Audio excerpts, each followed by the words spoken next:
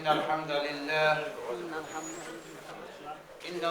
لله نحمده ونستعينه ونستغفره ونؤمن به ونتوكل عليه ونعوذ بالله من شرور أنفسنا ومن سيئات أعمالنا من يهده الله فلا مضل له ومن يضلله فلا هادي له ونشهد أن لا إله إلا الله وحده لا شريك له ونشهد أن سيدنا ونبينا وحبيبنا ومولانا محمدا عبده ورسوله الذي أرسله بالحق بشيرا ونذيرا وداعيا إلى الله بإذنه وسراجا منيرا فقد قال الله تعالى في القرآن المجيد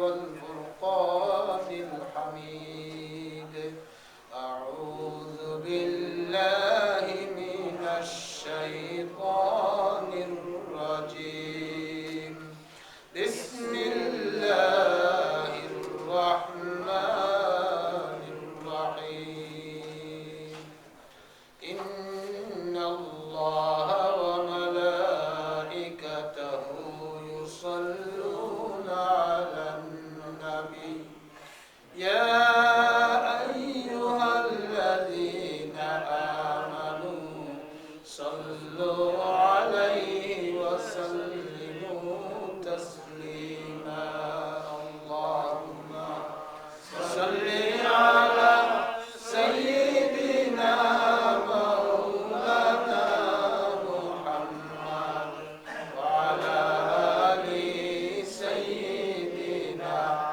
مولانا محمد اللهم صل على سيدنا مولانا محمد وعلى آل سيدنا مولانا محمد أما بعد معزز حاضرين আল্লাহ সুবহানাহু ওয়া তাআলার দরবারে আলিশানে আমরা অগণিত সুজুদ ও শুকরিয়া জানাই যে আল্লাহ রাব্বুল আলামিন আমাদেরকে আজ পর্যন্ত হায়াতে তয়্যিবা দান করেছেন, আসরের নামাজ জামাতের সাথে আদায় করার তৌফিক দিয়েছেন, অতঃপর কোরআনের মাহফিলে বসার তৌফিক দিয়েছেন যে মাবুদ, সেই মাবুদের দরবারে আমরা শুকরিয়া জানাই।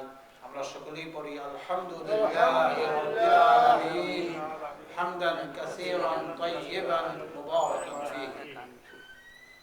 অতঃপর অগণিত দুরূদ ও সালাম বিশ্ব মানবতার মহানবী জনাবে মুহাম্মদুর রাসূলুল্লাহ সাল্লাল্লাহু আলাইহি ওয়াসাল্লামের প্রতি আল্লাহ সুবহানাহু ওয়া তাআলা যেন আমাদের এই মাহফিলের পক্ষ থেকে অগণিত দুরূদ ও সালাম সোনার মদিনায় নবী পাকের রওজা মুবারকে পৌঁছিয়ে দেন, আমরা বলি আমিন। সম্মানিত উপস্থিতি, আমরা গত সপ্তাহে যে আলোচনা করেছিলাম, আলোচনার শেষ যে কথাগুলো ছিল সেটা ছিল আল্লাহ রাব্বুল আলামিন সেখানে বলছেন বিসমিল্লাহির রহমানির রহিম ওয়ালা তালবিসুল হাক্কা বিল বাতিল ওয়া তাকতুমুল হাক্কা ওয়া আনতুম তা'লামুন। তোমরা মিথ্যার রং ছড়িয়ে সত্যকে সন্দেহযুক্ত করো না এবং তোমরা বুঝে শুনে সত্যকে গোপন করো না। সত্য জিনিস যেটা সেটাকে গোপন করা যাবে না। এরপরে আল্লাহ বলছেন ওয়া আকিমুস সালাহ ওয়া আতুজ যাকাত, এবং তোমরা নামাজ আদায় করো এবং যাকাত দান করো। ওয়ারকাউ মা'আর রাকিঈন, আর যারা রুকু সহ সিজদা করে তাদের সাথে তোমরা রুকু করো। এখানে আমি গতদিন বলেছিলাম যে বনি ইসরাইলের যে নামাজ ছিল সেই নামাজের রুকু ছিল না, সুতরাং সেইভাবে নামাজ পড়লে আর হবে না, যেহেতু শরীয়তে মুহাম্মদী যখন এসে গিয়েছে তো মুহাম্মদী শরীয়ত মতে যে নামাজ যেভাবে আল্লাহ রাসূল দেখিয়েছেন সেইভাবে নামাজ পড়তে হবে। যেমনটি আল্লাহ রাসূল বলেছেন সল্লু কামা রাআইতুমুনি উসাল্লি, তোমরা আমাকে যেভাবে নামাজ পড়তে দেখেছো সেইভাবে তোমরা নামাজ পড়ো। সুতরাং হে মানুষেরা, তোমাদের আগের কোন শরীয়তে কি নামাজ ছিল সেটা আর এখন চলবে না, এখন শরীয়তে মুহাম্মদীতে যে নামাজ আছে সেইভাবেই তোমরা নামাজ পড়ো। এরপরে আল্লাহ রাব্বুল আলামিন বলছেন আতা'মুরুনান নাসা বিল বিররি ওয়া তানসাউনা আনফুসাকুম, যে তোমরা মানুষকে ভালো কাজের উপদেশ দিও। আমরা সবাই দেই না? আমরা সবাই দিই তো ভালো কাজের উপদেশ, তো সবাই দিই, রাস্তাঘাটেও দিই, ছেলে মেয়েকেও দিই, ঘরেও দিই। ওয়া তানসাউনা আনফুসাকুম, নিজে ভালো কাজ করতে আমরা ভুলে যাই। নিজে অনেক সময় ভালো কাজের আদেশ দেই কিন্তু ভালো কাজ করতে ভুলে যাই। আল্লাহ বলছেন এমনটি তোমরা করা উচিত নয়। যেমন আপনি যদি রাস্তায় দেখেন দুইটা ছেলে গালাগালি করতেছে, আপনারা এবার এটা পারে না বলবেন না, এটা মানে খারাপ জিনিস। কিন্তু আপনি নিজে যখন একটু কারো উপর রেখে যাবেন তখন নিজে থেকেই গালি শুরু হয়ে যায়, হয় না এমনটি? হয়। তাহলে এর অর্থ হলো মানুষকে ভালো উপদেশ দেয় কিন্তু নিজে আবার আমল করি না। এই জন্য আল্লাহ বলছেন আতা'মুরুনান নাসা বিল বিররি, তোমরা মানুষকে ভালো কাজের উপদেশ দাও, ওয়া তানসাউনা আনফুসাকুম, আর নিজেরা এর থেকে ভুলে যাও। মিথ্যা বলা পাপ, এটা আপনারা সবাই উপদেশ দেন না মানুষকে, ছেলে মেয়ে সবাইকে দিবেন তো, মিথ্যা বলা যায় না। কিন্তু নিজে যখন একটু অসুবিধা পড়ে যায় তখন মিথ্যা বলতে আর ভুলে যায়, যে মিথ্যা বলাতে পাপ, এটা ভুলে গিয়া নিজেই মিথ্যা বলা শুরু হয়ে যায়। তো আল্লাহ তো আমাদের রগরেশার খবর জানেন, আমাদের চরিত্র জানেন। এই জন্য আল্লাহ এই কথাগুলো আমাদেরকে স্মরণ করিয়ে দিলেন যে তোমরা মানুষকে ভালো কাজের উপদেশ দিবে আর নিজেরা ভুলে থাকবে, এমনটি যেন না হয়। অথচ তোমরা এই কিতাব পড়তেছো, এই কিতাবে তোমরা দেখছো, আফালা তাকিলুন, তোমরা কি একটু চিন্তা করো না? এরপরে আল্লাহ বলছিলেন যে এই কাজ করতে গেলে তোমাদের জন্য একটু কঠিন হবে, জীবন চলাটা একটু কঠিন হবে। হকের পথে, সত্যের পথে, আলোর পথে, কোরআনের পথে, দ্বীনের পথে চলতে গেলে জীবনটা একবারে সহজ হবে না। আপনি যখন দ্বীনের কথা বলবেন তখন মানুষরা সহজে গ্রহণ করে নেয় না, স্বাভাবিকভাবেই। আপনি এমনকি আমাদের মুসল্লি যারা যদি বলেন ভাই আপনার নামাজটা এইভাবে না হইয়া ওইভাবে একটু ঠিক হইলো, পড়লে ভালো হইতো, আমাকে নামাজ শিখাইবে নাকি, আমি এতদিন থেকে নামাজ পড়তেছি, হ্যাঁ, সহজে গ্রহণ করতে চায় না।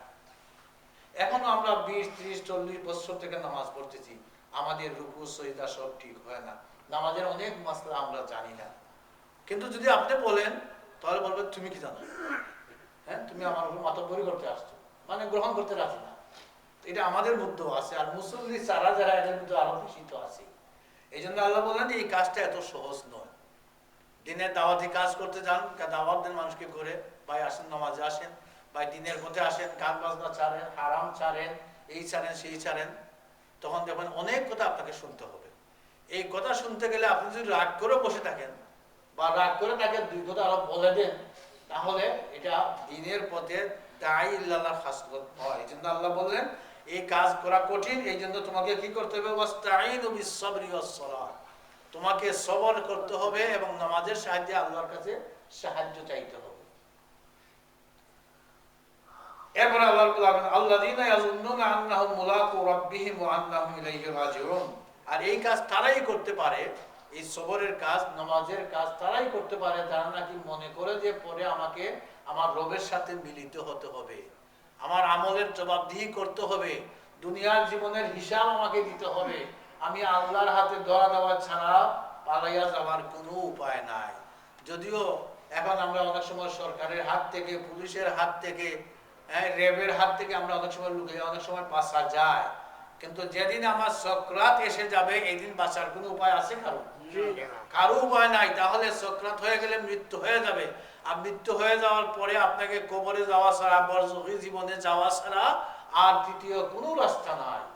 আর বরজখী জীবনে যখন চলে যাবেন তখন হাসরের ময়দানে উপস্থিত হওয়া ছাড়া আর কোনো পথ নাই।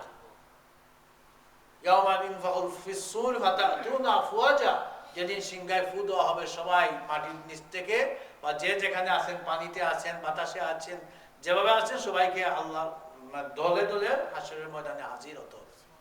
আর হাসরের ময়দানে যখন হাজির হয়ে যাবেন তখন সেখানে কোর্ট থাকবে কয়টা? কোর্ট থাকবে একটাই। আর সেই কোর্টের জাজ যিনি হবেন তিনি কে? আল্লাহ। তার হাত থেকে বাঁচার কোনো উপায় আছে কারো? যেহেতু উপায় নাই, আল্লাহ বলছেন যারা নাকি আল্লাহর সাথে মিলিত হওয়ার আশা রাখে তাদের জন্য এই কাজগুলো করা উচিত। এটা ছিল গত দিনের আলোচনা। আজকে আমরা আলোচনা শুরু করব সূরা বাকারার 47 নম্বর আয়াত থেকে। আসুন দেখি আল্লাহ সুবহানাহু ওয়া তাআলা এই আয়াতে আমাদেরকে কি শেখাচ্ছেন।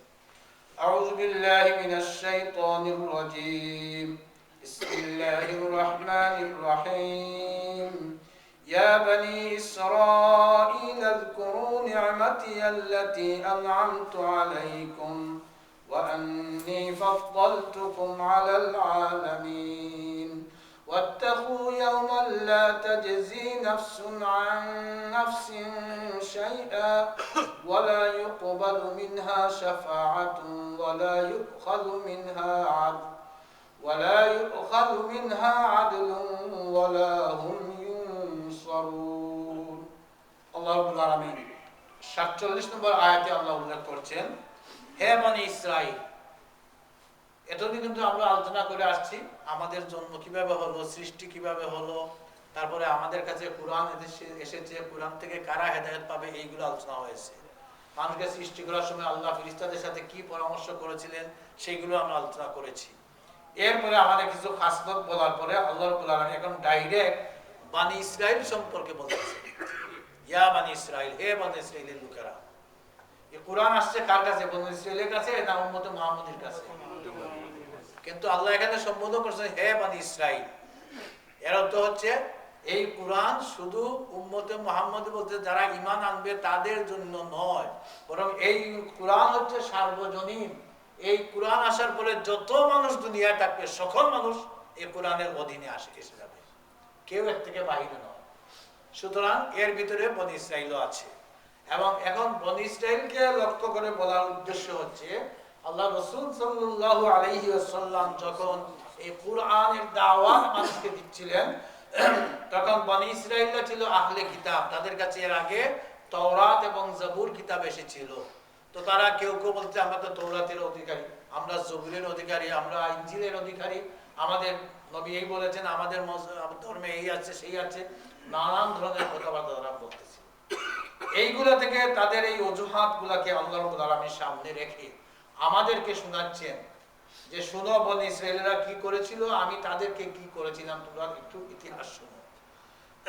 আমরা অনেক সময় আসে না, অনেকে ইতিহাস শোনায়, বা তোমার বাবা এই ছিল, তোমার দাদা এই ছিল, আমার বাবা তোমার বাবাকে এই করেছে, আমার দাদা তোমার দাদাকে এই করেছে, ইতিহাস শোনাইয়া তাকে মনে করে এই পুরানা কথাগুলো। আল্লাহ রাব্বুল আলামিন বনি ইসরাইলকে কি করেছিলেন এখানে আমাদেরকে শোনাচ্ছেন, যাতে এর থেকে আমরা কি করব? শিক্ষা গ্রহণ করব।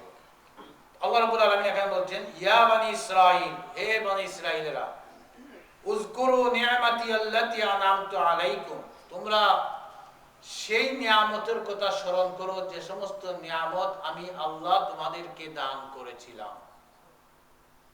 ওয়া আন্নী ফাদ্দালতুকুম আলাল আলামিন, আর জেনে রাখো যে আমি আল্লাহই তোমাদেরকে বিশ্ববাসীর উপরে নেতৃত্ব দান করেছিলাম, বিশ্ববাসীর উপরে তোমাদেরকে সম্মানিত করেছিলাম। ওয়াত্তাকু ইয়াওমান লা তাজজি নাফসুন আন নাফসিন শাইআ, আর তোমরা সেই দিনকে ভয় করো যেদিন কেউ কারো কোনো কাজে আসবে না। ওয়ালা ইউকবালু মিনহা শাফাআ, আর যেই দিন কেউ কারো পক্ষে কোনো সুপারিশ করতে পারবে না, শাফাআত করতে পারবে না। ওয়ালা ইউখাযু মিনহা আদল, এবং যেই দিন কারো কোনো কাজের বদলা কারো কাছ থেকে গ্রহণ করা হবে না। ওয়ালা হুম ইনসারুন, এবং সেই দিন কেউ কাউকে একটা রায় পরিমাণ সাহায্যও করতে পারবে না। এই হচ্ছে আমি যে দুটি 47 এবং 48 নম্বর আয়াত আমি তিলাওয়াত করেছি, এর বাংলা অনুবাদ। আসুন আমরা এখন এর থেকে আমরা বোঝার চেষ্টা করি। সর্বপ্রথম আল্লাহ বলছেন হে বনি ইসরাইল। বনি ইসরাইল তো আপনারা চিনেন না? চিনেন না? কাদেরকে বলা হয় এখন? শুধু ইসরায়েলের রাষ্ট্র না, বনি ইসরাইল বলতে জেরুজালেম তো আছেই, মানে ইহুদি এবং নাসারা যারা, এরা সবাই কিন্তু বনি ইসরায়েলের ভিতরে। এই ইহুদি এবং নাসারা, আল্লাহ বলতেন এদেরকে তোমরা স্মরণ করো, উযকুরু, তোমরা স্মরণ করো নি'মাতি আল্লাতী আন'আমতু আলাইকুম, সেই নিয়ামতের কথা আমি যে নিয়ামত তোমাদেরকে দান করেছিলাম। আল্লাহ রাব্বুল আলামিন বনি ইসরাইলকে কি কি নিয়ামত দান করেছেন?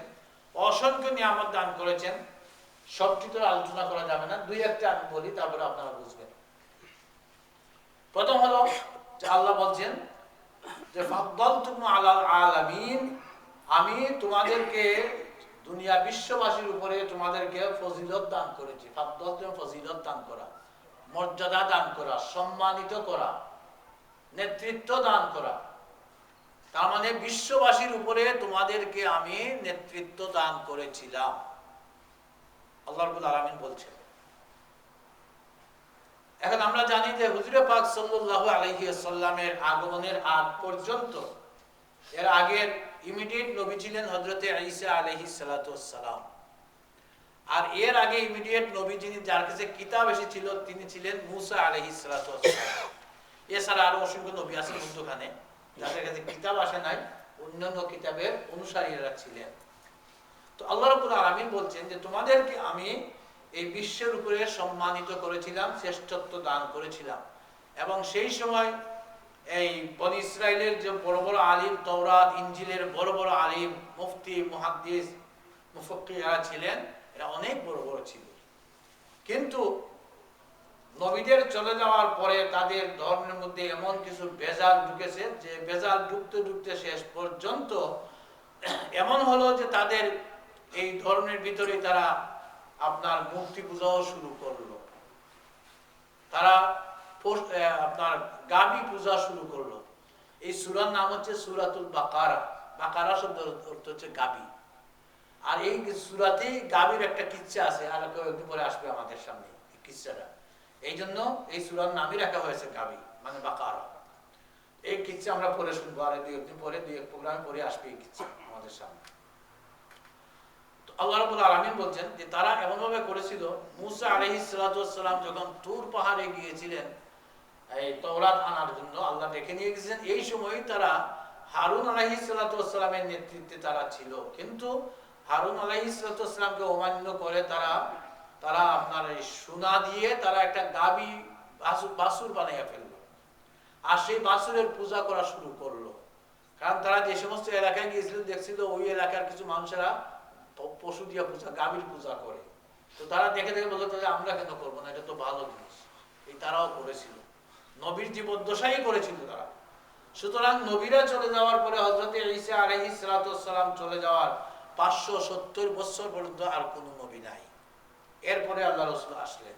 এই 570 বছরে তারা যে কাজটা করলো, এর মধ্যে আপনাদের সামনে আছে যে কাবা ঘরে 360টি মূর্তিও ঢুকাইয়াছিল, ঘরের ভিতরে ঢুকাইছিল। ঘরের যার যার ঘরে কয়টা ছিল তো আল্লাহই ভালো জানে। কিন্তু শুধু কাবার ভিতরে যেখানে মানুষরা তওয়াফ করবে, নামাজ পড়ে, সেখানে শুধু 360টি মূর্তি ঢুকিয়েছিল, যে অন্য কাবা ঘরে আর ঢুকারও রাস্তা ছিল না, এমন অবস্থা ছিল। তো আল্লাহ রাব্বুল আলামিন এই জাতিকে লক্ষ্য করে বলছেন যে তোমাদেরকে আমি শ্রেষ্ঠত্ব দান করেছিলাম দুনিয়ার উপরে। এখন এইটা শ্রেষ্ঠত্ব দান করে একটা নিয়ামত, মানুষকে ইজ্জত দান করা আল্লাহর একটা নিয়ামত। আল্লাহ যাকে চান ইজ্জত দেন, আর যাকে চান বেইজ্জত করেন।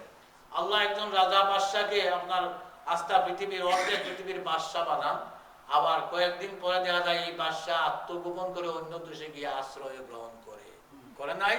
ইরানের শাহজাহার কথা আপনাদের মনে আছে, সাদ্দামের কথা আপনাদের মনে আছে, গাদ্দাফির কথা মনে আছে, আরো অনেকের নাম বললাম না।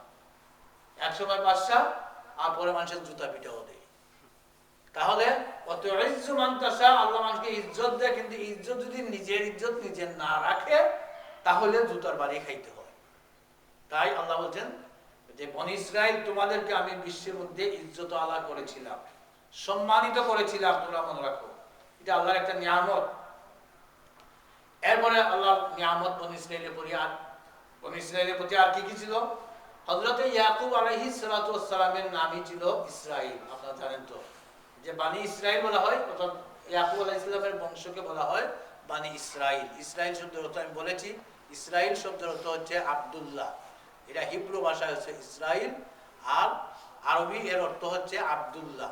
তাই ইয়াকুব আলাইহিস সালাতু ওয়াস সালামের এক নাম ছিল আব্দুল্লাহ, অর্থাৎ হিব্রু ভাষায় ইসরাইল, আর ইসরাইলের বংশের সবাইকে বলা হয় বানি ইসরাইল। এই জন্য আল্লাহ বললেন যে বনী ইসরাইলকে আমি আরো কি দিয়েছিলাম? ইয়াকুব আলাইহিস সালাম থেকে শুরু করে আরো অসংখ্য নবী আমি দিয়েছিলাম। এটা আল্লাহ একটা নিয়ামত। কোনো বংশের নবী হওয়া এটা কত বড় কথা চিন্তা করেন। কেউ কি ইচ্ছা করে ঘোষণা দিয়ে নবী হইতে পারে? হইতে পারে না। সুতরাং আল্লাহ দিয়েছেন। ইয়াকুব আলাইহিস সালামের ছেলের নাম কি ছিল? ইউসুফ আলাইহিস সালাম। এরপরে ইউসুফ আলাইহিস সালাম থেকে শুরু করে হযরতে ঈসা আলাইহিস সালাম পর্যন্ত যত নবী এসেছে প্রায় সকলেই বেশি অংশই বনি ইসরাইল বংশ থেকে এসেছে। সুতরাং এটা আল্লাহর একটা নিয়ামত, একই বংশে এত নবী আর কোন বংশে আসে নাই। এটা আল্লাহর একটা নিয়ামত। ওই যে আল্লাহ বলেন তোমাদের আমি যে নিয়ামত দিয়েছি সেই নিয়ামতের কথা স্মরণ করো। তাহলে আপনাকে বুঝতে হবে যে আপনার বংশে যদি সম্মানিত বড় কোনো আলিম উলামা পীর আউলিয়া থাকে, তাহলে সেই বংশের হিসাবে আপনাকেও তার সম্মান রক্ষা করে চলতে হবে। আপনাকে চিন্তা করতে হবে আপনি অমুক পীর সাহেবের নাতি বা ফন্তি বা অমুক আলিমের ছেলে বা তার বংশের লোক, আপনার দ্বারা যেন ওনার ইজ্জতের কোনো হানি না হয়। এই কথাটা আল্লাহ স্মরণ করিয়ে দিচ্ছেন যে আমি তোমাদেরকে বংশে অসংখ্য নবীগণ দিয়েছিলাম।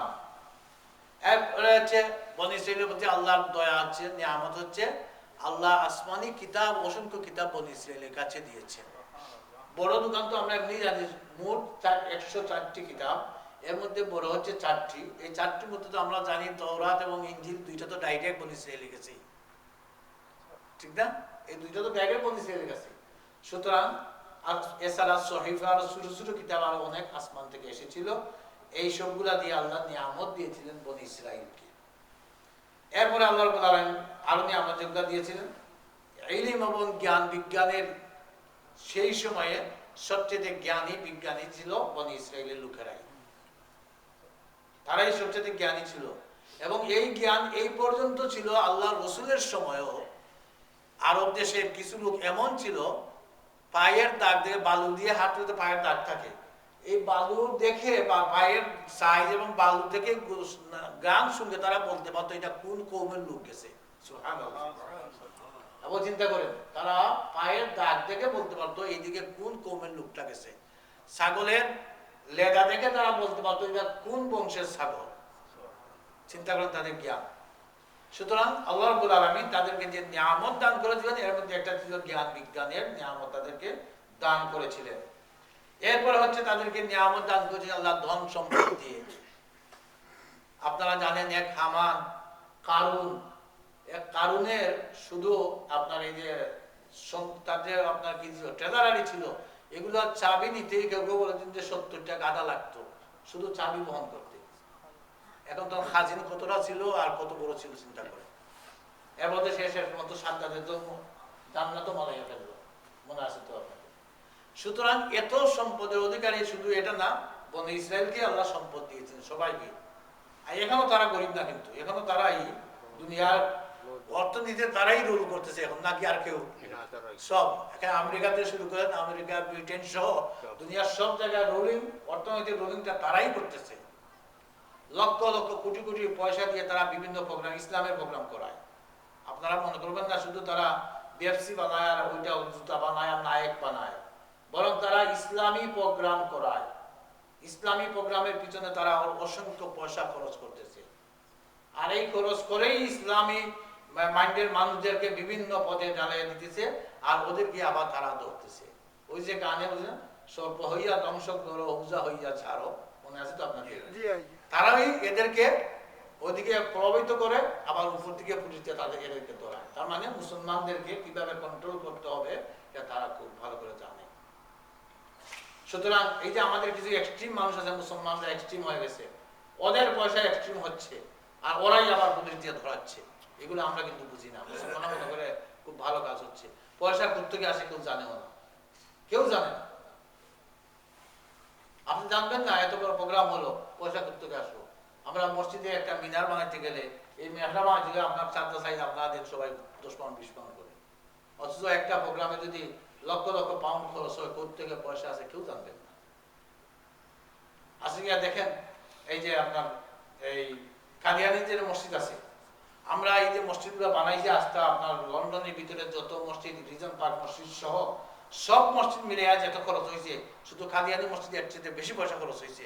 অথচ আমরা তো টিভিতে কালেকশন করতে করতে দান শেষ, তারা কেউ কাছে কালেকশন আসছে, কাদিয়ানী কত হাতে মনে পাবেন কেউ, কিন্তু সেখানে দেখেন মার্বেল পাথর দিয়ে তারা মসজিদ বানাইছে এই লন্ডনে। এই পয়সা আসে করতে চিন্তা করেন, তারা কাগজে আসেও নাই। সুতরাং আল্লাহ রাব্বুল আলামিন বলছেন যে ধন সম্পদ তাদেরকে আল্লাহ দান করেছিলেন, এটা একটা বড় নিয়ামত। এরপরে হচ্ছে আল্লাহ রাব্বুল আলামিন সেই বনী ইসরাইলকে আসমান থেকে খাবার দিয়েও তাদের জীবিকা নির্বাহ করেছেন। ডাইরেক্ট আসমান থেকে খাবার দিয়েছেন আল্লাহ। হযরত মুসা আলাইহিস সালাম যখন বনী ইসরাইলকে নিয়ে নীল নদী পার হয়ে গেলেন, ওইখানে ঘাস নাই, পানি নাই, কিছুই নাই, সেখানে আল্লাহ ডাইরেক্ট মান এবং সালওয়া পাঠিয়ে তাদের খাবারের ব্যবস্থা করেছেন। পাথরের ভিতর থেকে পানির ব্যবস্থা 12টা ঝর্ণা দ্বারা প্রবাহিত করেছেন, এবং উপরে ছাদ নাই জন্য আল্লাহ মেঘ দিয়ে ছাদের ব্যবস্থা করে দিয়েছেন। কত নিয়ামত দেখেন বনী ইসরাইলকে আল্লাহ দিয়েছেন। এরপরে আল্লাহ রাব্বুল আলামিন তাদেরকে বাদশাহী দান করেছিলেন, তারাই দুনিয়ার বাদশাহ ছিল। তো এতগুলা নিয়ামত আল্লাহ দিয়েছেন, আরো অনেকগুলো আছে, আমি বললাম না, এই কয়েকটা বললাম। এই সবগুলা নিয়ামত দেওয়ার পরে আল্লাহ বলতেছেন, ও বনী ইসরাইল, তোমরা আমি যে নিয়ামত তোমাদেরকে দান করেছিলাম, এই নিয়ামতের কথাগুলো একটু স্মরণ করো। তার মানে নিয়ামতকে তোমরা ভুলে গিয়ে তোমরা এখন নাফরমান হয়ে গেছো। তোমরা এখন আমার নবী যখন আসছে কিতাব নিয়ে, তখন তার বিরুদ্ধে তোমরা করছো, অথচ তোমাদেরকে তো আমি আল্লাহ এই সমস্ত নিয়ামত দিয়েছিলাম। এখান থেকে আমরা যে জিনিসটা শিখতে পারি, এখন আপনি ছাড়েন বনী ইসরাইল, ছাড়েন ফেরাউন আর মুসা, এখন তো আমি চিন্তা করি যে আমাকে আল্লাহ কি নিয়ামত দান করেছেন, আমাকে আল্লাহ কি নিয়ামত দিয়েছে, এই নিয়ামতের কদর আমি করতেছি কিনা। তাদেরকে তো আল্লাহ শাসাইয়া দিলেন, তোমাদেরকে নিয়ামত দিয়েছিলাম, তোমরা তার কদর করো নাই। কারণ আল্লাহ আমাকে যে নিয়ামতটা দিয়েছেন, এই নিয়ামতের কদর আমি কতটুকু করছি। আল্লাহ যে আমাকে 2টা চোখ দিয়েছেন, একটা চোখ বাদ দিলাম, একটা চোখ, এই একটা চোখ আমি আস্তা দুনিয়ায় বিক্রি করলে আমার একটা চোখের মূল্য কেউ দিতে পারবে? তাহলে আস্তা দুনিয়া বিক্রি করলেও একটা চোখ কেউ বানিয়ে দিতে পারে না। কারো ব্রেন নষ্ট হয়ে গেলে আস্তা দুনিয়া বিক্রি করলে একটা ব্রেন বানানো যাবে, তাহলে সেই আমার একটা সুন্দর ব্রেন আছে। কারো হার্ট যদি একটু বন্ধ হয়ে যায় 1 মিনিটের জন্য, তাহলে অন্য কোনো হার্ট দিয়ে একে জীবিত রাখা যাবে? যাবে না। তাহলে বোঝা গেল এটা কত মূল্য। এত মূল্যবান জিনিস আল্লাহ আমাদেরকে দিয়েছে। এরপরে সবচেয়ে মূল্যবান জিনিস আল্লাহ আমাদেরকে যেটা দিয়েছেন, সেটা হচ্ছে আমরা ইচ্ছা করে অ্যাপ্লিকেশন কেউ করি নাই, আমরা অটোমেটিকলি আল্লাহ রাব্বুল আলামিন দয়া করে আমাদেরকে উম্মতে মুহাম্মদীর ভিতরে শামিল করেছে। এই নিয়ামত, যেখানে আল্লাহ নবী বলেছেন যে আমার উম্মত জান্নাতে যাওয়ার আগে আর কোন নবীর উম্মত জান্নাতে যেতে পারবে না। সুতরাং অন্যান্য নবীদের জন্য নামাজের জায়গা নির্দিষ্ট ছিল, মসজিদের জায়গা নির্দিষ্ট ছিল, আর আল্লাহ রাসূলের জন্য আল্লাহ বলতেন দুনিয়ার সব জায়গায় তোমার নামাজের জায়গা, সব জায়গা মসজিদ। এই জন্য আমরা যেখানে পাই পাপ কিনেও আমরা মসজিদ বানাইতে পারি, আমরা পারতাম না। আল্লাহ আমাদেরকে নিয়ামত দান করেছেন, আল্লাহ আপনাকে আমাকে ছেলে মেয়ে দান করেছেন, আল্লাহ আমাকে আপনাকে টাকা পয়সা দিয়েছেন। কারো কাছে হাত পাততে হয় না, আর হাত পাতলে নিজে ব্যাগ করি, কারণে আমরা করি। আসে 5 টাকা 10 টাকা খরচ করলে তো হাত পাততেই হবে। আসে 5,000, আমি 50,000, 2 লাখ টাকার ঘর নিলে তো আমাকে ঋণ করতেই হবে, এটা তো আমার ব্যাপার। কিন্তু আল্লাহ আমাদেরকে অনেক নিয়ামত দান করেছে। সুতরাং আমরাও যদি এই নিয়ামতের কদর আজকে না করি, তাহলে আল্লাহ কিন্তু বনী ইসরাইলের মতো আমাদেরকে তাদের সাথে যে শাস্তি দেওয়া সেটাই দিবেন। আল্লাহ রাব্বুল আলামিন এই কথাটা বলে বনী ইসরাইলকে, এই কথাটা বলে যদি সম্বোধন করেছেন বনী ইসরাইলকে, কিন্তু এর ভিতরে তো আমরাও শামিল আছি। আচ্ছা, আল্লাহ বললেন যে ফাদ্দালতুকুম, আমি তোমাদেরকে মানে কি করেছি, বিশ্বের নেতৃত্ব দান করেছি। কিন্তু এর অর্থ এটা নয় যে একবারে কিয়ামত পর্যন্ত যত মানুষ আসবে সবার উপরে নয়, বরং ওই সময় যারা ছিল আর কি দুনিয়াতে, তাদের উপরে নেতৃত্ব দিয়েছিলেন। কিন্তু এর পরে আর নয়, বরং পরে যখন আল্লাহ রাসূল এসে গেলেন, তখন আল্লাহ বলে দিলেন কুনতুম খায়রা উম্মাতিন উখরিজাত লিন-নাস, তোমরা হচ্ছে সর্বোত্তম জাতি। তাহলে এখন কে? এখন আমরা হচ্ছি সর্বোত্তম।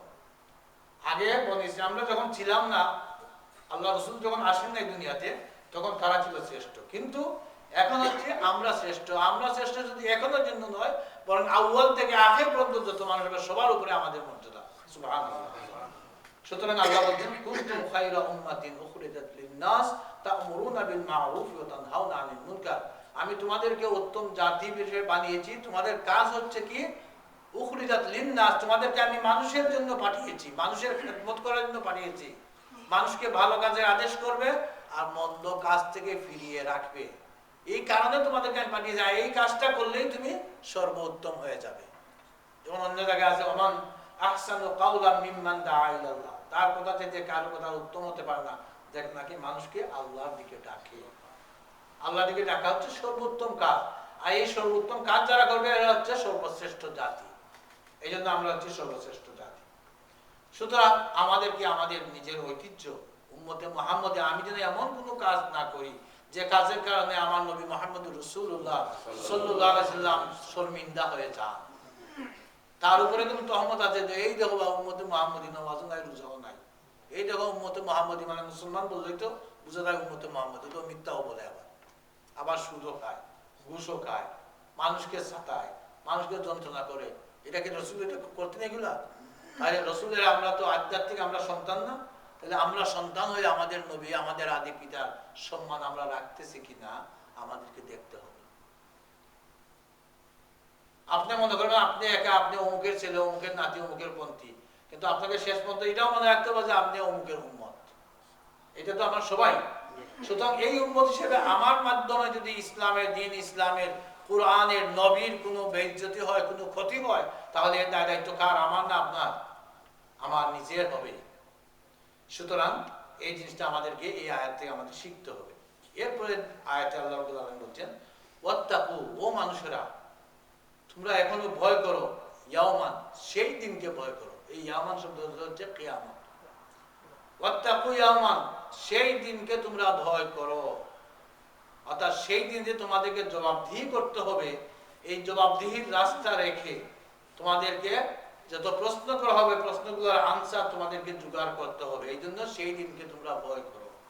আমাদের সামনে যখন পরীক্ষা আসে, আমরা নিজেরা তো পরীক্ষা কিছু দিয়েছি, আর এখনো আমাদের ছেলে মেয়েরা পরীক্ষা দেয়। পরীক্ষা আসার আগ থেকে তারা প্রিপারেশন নেয় না, এখন রাত দিন পরে কম্পিউটারে বসে কোচিং করে আর বিভিন্নভাবে পরে, কারণ আমার পরীক্ষা সামনে। তো আমাদের কি সবার পরীক্ষা আছে না নাই? আমরা ওটা নগদ দেখতেছি না, এই জন্য আমরা ভুলে যাই। সুতরাং আল্লাহ বলছেন যে সেই পরীক্ষা দিন তোমাদের সামনে, ওয়াত্তাকু ইয়াওমান লা তাজজি নাফসুন আন নাফসিন শাইআ, সেই পরীক্ষা দিন তুমি মনে রাখো যে কেউ কারো কোনো সাহায্য করতে পারবে না, কেউ কারো কোনো কাজে আসবে না। কেন কাজে আসবে না? আজকে যদি বাবা একটা কাজ করে ছেলে এসে হেল্প করে, বা মা যদি একটা কাজ করে মেয়ে এসে হেল্প করে, করে বউ থাকলে বউ হেল্প করে, কিন্তু সেদিন বলা হচ্ছে যেদিন কেউ নাফস মানে কোনো সত্তা, এক সত্তা আরেক সত্তার কোনো উপকার করতে পারবে না। তার মানে আপনার সামনে যে আপনার স্ত্রীও থাকে, আপনার মাও থাকে, আপনার বাবা থাকে, আপনার ছেলে থাকে, কেউ কোনো সাহায্য করতে পারবে না। এই জন্য আল্লাহ রাব্বুল আলামিন বলছেন যে সেই দিন কোন দিন? আমরা তো সেই দিন সামনে দেখি না, এই জন্য আমরা এটাকে ভুলে যাই। কিন্তু কিয়ামত যে হবে এটা কারোর কোনো সন্দেহ আছে? কোনো সন্দেহ নাই। কিন্তু এই সন্দেহ নাই, তারপরেও আমরা কেন ভুলে যাই? আল্লাহ বলছেন ইন্না ইয়াউমাল ফাসলি কানা মিকাতা, নিঃসন্দেহে ফয়সালার দিন, বিচারের দিন একটি নির্দিষ্ট দিন। এই দিনের তারিখটা সব ঠিক আছে আল্লাহর কাছে, আমাদেরকে জানানো হয় না। এই জন্য আমরা যদি জানতাম তাহলে আমরা কেউ হয়তো হতাশ হয়ে যেতাম যে এতদিন পরে, আরো 200,000 বছর পরে, এতদিন পরে কিভাবে কি হবে। আর কেউ যদি বুঝতো মানে যে কালকে কিয়ামত হবে, তাহলে আজকে অজু টজু করিয়া সংসার বাদ দিয়ে হাল নামাজি পড়তো। সুতরাং আল্লাহ রাব্বুল আলামিন এই জিনিসটাকে মানুষকে জানিয়ে দেন না, কিন্তু আল্লাহ বলে দিয়েছেন এই কোরআনে ইন্না ইয়াউমাল ফাসলি কানা মিকাতা, বিচারের দিন একটি পূর্ব নির্দিষ্ট দিন। ইয়াউমা ইউনফাকু ফিস সূরি ফাতাতুনা আফওয়াজা, যেদিন সিংহায় ফু দেওয়া হবে সেই দিন তোমাদের সবাইকে চলে আসতে হবে। অন্য জায়গায় আল্লাহ রাব্বুল আলামিন বলছেন ইয়া আইয়ুহান নাসু তাকু রাব্বাকুম ইন্না জালজালাতাস সাআতি শাইউন আযীম। আল্লাহ রাব্বুল আলামিন বলছেন সূরা হজে, আল্লাহ বলছেন হে মানুষ জাতি, ইত্তাকু রাব্বাকুম, তোমরা তোমাদের রবকে ভয় করো, কারণ ইন্না জালজালাতিস সাআতি শাইউন আযীম, এমন একদিন আসবে যেদিন কম্পনের পর কম্পন, মানে এমন ভাবে ভূমিকম্প হবে যার কোনো বর্ণনা কোনো মানুষের মুখ দিয়ে দিতে পারবে না। ইয়াওমা তারাউনাহা তাযহালু কুল্লু মুরদিআতিন আম্মা আরদাআত, সেই কিয়ামতের দিন যেদিন এই ভূমিকম্প হবে সেই দিন আল্লাহ বলছেন সেই দিন যদি মায়েরা সন্তানকে দুধ পান করায় বুকের মধ্যে, এবং গাভী যদি তার বাচ্চাকে দুধ পান করায়, পাখি যদি তার বাচ্চাকে খাবার খাওয়ায়, এই যে যে অবস্থায় আছে সেই অবস্থায় মধ্যে যখন এই কম্পন হবে তখন মায়েরা তার বুকের সন্তানকে ইঠা মেরে ফেলে দিবে। কিন্তু আজকে কি কোনো মা ফেলবে এইভাবে বুকের বাচ্চাকে, যে বাচ্চাকে বুকে নিয়ে ধরে আড্ডা করে দুধ খাওয়াচ্ছে, সেই বাচ্চাকে তো কোনো মা ফেলতে চায় না। কিন্তু আল্লাহ বলছেন যেদিন ভূমিকম্প হয়ে যাবে সেই দিন ইয়াউমা তারাউনাহা, তোমরা দেখতে পাবে, তাযহালু কুল্লু মুরদিয়াতিন, যত মানুষের দুধ খাওয়াচ্ছে, মানুষ হোক, পশু হোক, পাখি হোক, যারা দুধ খাওয়াচ্ছে, আম্মা আরদাআত, তারা তাদের এই সন্তানগুলোকে ফেলে দিবে এটা মেরে, তাদের এই অবস্থা হবে। ওয়া তাদাউ কুল্লু যাতি হামলিন হামলাহা, আর সেই দিন যত গর্ভবতী আছে সবগুলা গর্ভ কি হয়ে যাবে, নষ্ট হয়ে যাবে, গর্ভপাত হয়ে যাবে। 7 মাস 5 মাস 7 মাস 8 মাস 9 মাসের বাচ্চা পেটে, মায়ের পেটে আছে, মানুষের পেটে, গাভীর পেটে, ছাগলের পেটে, যার পেটে যেভাবে আছে, আল্লাহ বলছেন কুল্লু জাতি হামলিন হামলাহা, সব কিছু ডেলিভারি হয়ে যাবে। শুধু ভূমিকম্পের ভয়ে আমরা তো অনেক সময় গাড়িতে উঠবে, একটু গাড়ি চক্কর দিলেও মানুষের মাথা ঘুরিয়া বমি করে, আর পেট্রোলের গন্ধ পাইলেও অনেকে বমি করে দেয়, অনেকে এমনি হঠাৎ চোখ বন্ধ করে। আর ডায়াবেটিস যারা হয় তারা তো বুঝেন, কতক্ষণ বসা পরে হঠাৎ দাঁড়াইলেও মাথা ঘুরিয়া যায়, এভাবে হয়। কিন্তু আল্লাহ বলতেন সেই দিন সুস্থ যারা আছে তারাও গর্ভপাত হয়ে, তাদের গর্ভপাত হয়ে যাবে। অতারান নাসা সুকারা, আর তোমরা দেখবে সেই দিন সমস্ত মানুষ পাগল হয়ে গেছে, পাগলের মতো হয়ে গেছে। ওমা হুম বিসুকারা, আল্লাহ বলছেন এটা কিন্তু পাগল নয়, ওমা হুম বিসুকারা, এটা পাগল নয়, ওয়ালাকিন্না আযাবাল্লাহি শাদীদ, বরং আল্লাহর আযাবের ভয়ে তাদের এই অবস্থা হয়ে যাবে, সকল পাগলের মতো হয়ে যাবে।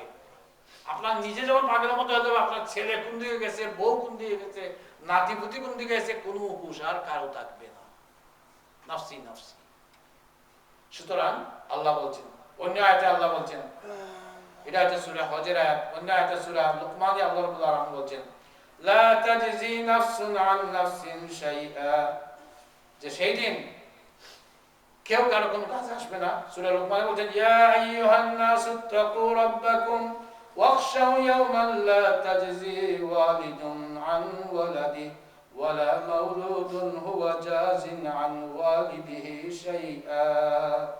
আল্লাহ রাব্বুল আলামিন বলছেন যে হে মানুষ জাতি, ইত্তাকু রাব্বাকুম, তোমরা তোমাদের রবকে ভয় করো, ওয়াখশাউ, এবং ভয় করো, ইয়াওমান, সেই দিনকে, লা তাজজি ওয়ালিদুন আন ওয়ালাদিহি, যেদিন কোনো সন্তান তার কোনো পিতাকে সাহায্য করতে পারবে না। ও হাজী সাহেবানরা, আজকে আপনাদের সন্তানের জন্য, আমাদের সন্তানের জন্য আমরা সবকিছু করি, ঘর বাড়ি করলাম, অনেক কিছু করলাম, এখনো করে যাচ্ছি। তাদের সুখ কিভাবে হয়, তাদেরকে কিভাবে মানুষ বানাইতে পারি, তাদেরকে কি করতে পারি। আর আল্লাহ এখানে বলে দিচ্ছেন, লা তাজজি ওয়ালিদুন আন ওয়ালাদিহি, সন্তানের কাছ থেকে আপনি কোনো সাহায্য পাবেন না। এটা কে বলছেন? আল্লাহ বলছেন। ওয়ালা মাউলুদুন হুয়া জাযিন আন ওয়ালিদিহি, আর কোন সন্তানও তার বাবার কাছ থেকে কোনো সাহায্য পাবে না। তাহলে আমরা আছি কোথায়? অন্য আয়াতে আল্লাহ রাব্বুল আলামিন বলছেন, ইয়াউমা ইয়াফিরুল মারউ মিন আখিহি ওয়া উম্মিহি ওয়া আবিহি ওয়া সাহিবাতিহি ওয়া বানিহি লিকুল্লি ইমরিইন মিনহুম ইয়াউমা ইযিন শাআনুন ইউগনি। আল্লাহ রাব্বুল আলামিন বলছেন, ইয়াউমা ইয়াফিরুল মারউ মিন আখিহি, সেই দিন মানুষ তার ভাইয়ের কাছ থেকে দূরে চলে যাবে, সরে যাবে। ভাইকে দিকে এদিকে যাচ্ছে, তার দিকে তাকাইবেও না, বাবা আমার জান বাঁচে না, এখন ভাইয়ের দিকে তাকাইবার সময় আছে নাকি? আল্লাহ বলছেন, মিন আখিহি ওয়া উম্মিহি, সে তার মার কাছ থেকে পালিয়ে যাবে, ওয়া আবিহি, তার বাবার কাছ থেকে পালিয়ে যাবে, ওয়া সাহিবাতিহি, তার স্ত্রীর কাছ থেকে পালিয়ে যাবে। স্বামী কাছ থেকে স্ত্রী পালিয়ে যাবে, আর স্ত্রীও স্বামীর কাছ থেকে পালিয়ে যাবে। ওয়া বানিহি, এবং তার সন্তানের কাছ থেকে, সন্তানরাও তার কাছ থেকে পালিয়ে যাবে। তাহলে আপনার সন্তান কাজে আসতেছে কিয়ামতের দিন? এটা তো আল্লাহ কোরআনের আয়াত, আমি তো ওয়াজ করতেছি না, কিচ্ছা বলতেছি না, ডাইরেক্ট কোরআনের আয়াত। আল্লাহ রাব্বুল আলামিন বলছেন সেই দিন কোনো কিছু আপনার কাজে আসবে না। সুতরাং আল্লাহ বলেন, ওয়াত্তাকু ইয়াওমান লা তাজজি নাফসুন আন নাফসিন শাইআ ওয়ালা ইকবালু মিনহা শাফাআ, আর কারো সুপারিশ গ্রহণ করা হবে না। আপনি তো মনে করছেন আপনার সাবেক সুপারিশ করবে না, আপনি পার হয়ে যাবেন, আপনার পীর সাহেব সুপারিশ করবে না, আপনি পার হয়ে যাবেন। কিন্তু আল্লাহ যে কোরআনে অন্য জায়গায় বলেছেন, ওয়ালা তাজিরু ওয়াজিরাতুন উযরা উখরা, আপনার আমল আপনার জন্যই, আরেকজনের আমার পীর সাহেবের আমল আপনার কাছে আসবে না। পীর সাহেবের যত আমল থাকুক, উনি যত জান্নাতুল ফেরদাউসে থাকুক, কিন্তু আপনার জন্য কাজে আসবে না। অন্য জায়গায় আপনারা সবাই মুখস্থ আছে, আয়াতুল কুরসি আপনারা সবাই পড়েন না? আয়াতুল কুরসি সবাই জানেন, মান যাল্লাযী ইয়াশফাউ ইনদাহু ইল্লা বিইজনি। এমন কে আছে আল্লাহর পারমিশন ছাড়া কারোর জন্য সুপারিশ করবে? তাইলে কারোর জন্য সুপারিশ করতে হলে কি লাগবে? আল্লাহর পারমিশন লাগবে। তো আল্লাহ আপনি যাকে চাইবেন তার জন্য কি আল্লাহ পারমিশন দিয়ে দিবেন? না।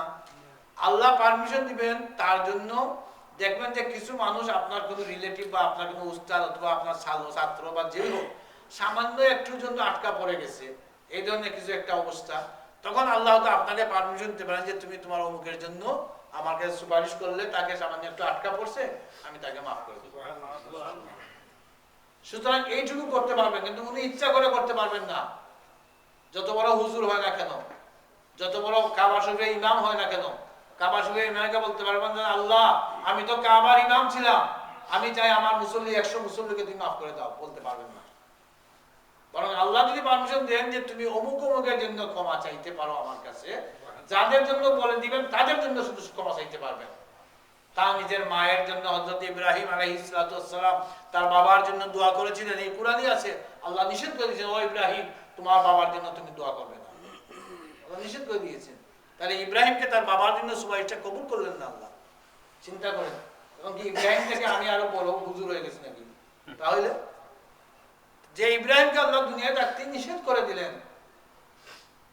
আল্লাহ রাসূল সাল্লাল্লাহু আলাইহি ওয়াসাল্লাম ওনাকে নিয়ে তো আমরা অনেক কিছু করি, কিন্তু আল্লাহ রাসূল কোনদিন শুনছেন? আপনারা বলছেন আমরা যেমন এখানে বসলেই বলি যে রাব্বির হামহুমা কামা রাব্বায়ানি সগীরা, আমরা নিজেরাও করি এবং মোল্লা মুর্শিদদেরকে দাওয়াত দিয়ে করে বলি আমার মা বাবার জন্য একটু দোয়া করেন। তো আমরাও দোয়া করি আল্লাহ আমাদের মা বাবাকে মাফ করে দাও, কবরে আল্লাহ মাফ করে দাও, জান্নাতে ফেরদৌস বানাও, কবরে রহমতের জরি বসা, অনেক কিছু করি না? রাসূল এইভাবে কোনদিন করেছে? তার মা বাবার জন্য দোয়া করাইছি কাউকে দিয়া? করার নাই।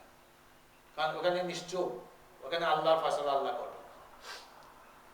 যেখানে নবীদেরকে আল্লাহ বারণ করে দিয়েছেন, সেখানে আমি কত বড় হুজুর হইলাম যে আমি আমার উম্মতের জন্য বা আমি আমার মুরিদানের জন্য বা আমি আমার ছাত্রদের জন্য, আমার গ্রুপের জন্য আমি মাফ চেয়ে দিব? আল্লাহ বলছেন যে কি ওয়ালা ইউকবালু মিনহা শাফাআ, কারো শাফাআত সুপারিশ গ্রহণ করা হবে না। ওয়ালা ইউখাযু মিনহা আদল, এবং কারো কাছ থেকে কোনো বদলাও গ্রহণ করা হবে না। আপনি যারা একটু সামান্য একটু নেকির কারণে আটকা পড়ে গেছেন, এই সামান্য একটু নেকি কিনতে গেলে আস্তা দুনিয়া বিক্রি করলেও হবে না। আর দুনিয়ার মালিক তো আপনি নন, আর দুনিয়ার সব টাকা পয়সার সম্পদ আপনি ওখানে পাবেন না। তাহলে সুতরাং আল্লাহ বলেন ওয়ালা ইউখাযু মিনহা আদল ওয়ালা হুম ইনসারুন, এবারে আল্লাহ বলেন কেউ কোনো সাহায্য পাবে না